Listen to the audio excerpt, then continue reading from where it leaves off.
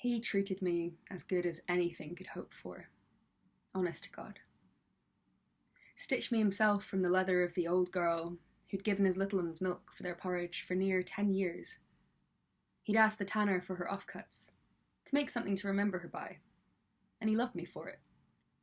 You see, this was a man who spoke with his hands, hard-working and warm. Each morning he'd take me from my hook by the door, still sleepy and pulling on his breeches, and at the stream, at the edge of the steading, he'd splash his face to wake himself, say his thanks to Jesus, for his duties and for the river flowing. Then he'd fill me with biting cold water, proof of the purity of the Lord, he said. We'd set off just after dawn, in any weather, to check the sheep, the goat pens, the little oat patch, and the cabbages lined up like nests in the ground. The dent in my back, see, that's from swinging on the cords across his shoulder, bumping into his hip, as we walked the meadows, the winding tracks, and the Sedgemoor marshes. I'd say we were the shape of each other. I was his partner on every visit to a friend, and each trip into the village, the times where he'd fill me with a little whiskey and take me discreetly home to treat Beth. I was his company on top of each hill where he sometimes sat to look out over the land. Those peaceful times ended when the word came.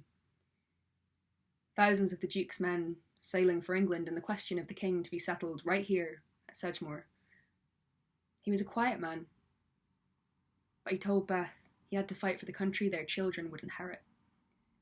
And so I was with him when the king's army came.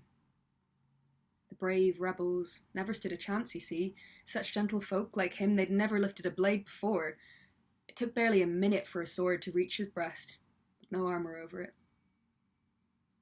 He fell, and was caught by the soft Somerset ground, the earth he loved and lived by. I lay beside him, in his hand growing cold, until the scavengers of this world, the shameless men who've forgotten God and all their brothers, came to steal from the fallen.